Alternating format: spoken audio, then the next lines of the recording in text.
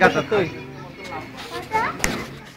ওটার ফেনা নাই। এইটা ভয়াবহ, এইটা বেশি ডেঞ্জারাস। এই যে না এই যে যেটা বাই করলাম এইটা বেশি লম্বা, বেশি বড়। আরে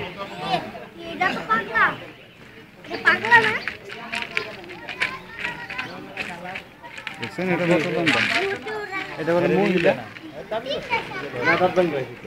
দাঁত ভেঙে গেলে দুইটা দাঁতটা ভাঙলো কেন?